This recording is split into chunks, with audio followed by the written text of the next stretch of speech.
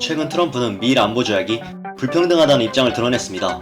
1960년에 체결되었던 미일 안보조약의 제5조와 6조가 미국의 입장에서는 불공정하다는 것입니다.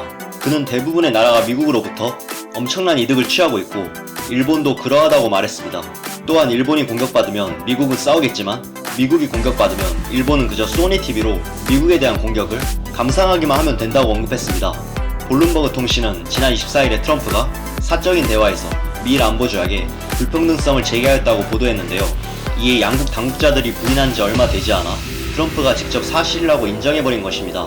일본 정부는 트럼프의 발언의 진짜 의미가 무엇인지 날카롭게 긴장하며 미일 안보조약에 대해서 형평성에 문제가 없다고 언급했습니다. 일본의 장관은 이 조약은 전체적으로 미일 양측 의무의 균형이 잘 잡혀있으며 의무를 한쪽에서만 지고 있다는 지적은 잘못되었다고 말했습니다. 하지만 트럼프가 언급한 문제를 자세히 보면 아베가 추구하는 보통국가 건설과 적극적 평화주의랑 관련이 있습니다.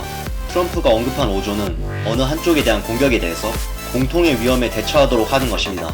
한마디로 일본이 다른 나라의 공격을 받을 경우 미국은 자국이 공격받은 것처럼 대응한다는 의미입니다.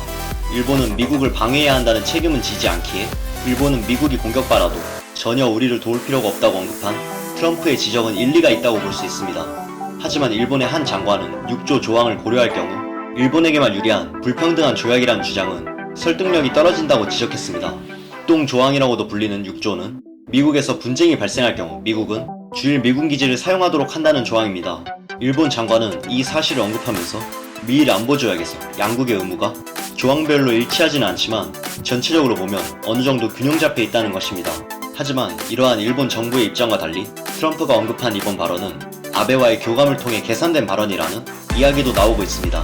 트럼프가 제기한 문제가 아베의 이론 강화에 어느 정도 힘을 실어주는 쪽으로 연결되어 있다고 볼 수도 있기 때문입니다. 아베의 이론은 긴밀한 관계인 동맹국이 제3국의 공격을 받을 경우 자기 나라가 공격을 받은 것처럼 반격할 수 있는 권리를 말합니다. 아베는 위헌 논란 와중에도 2015년에 안보 관련법을 제정하고 개정하며 아베 이론의 행사 대상으로 미국을 추가하는 등 일본과 미국의 일체화를 가속화하고 있습니다.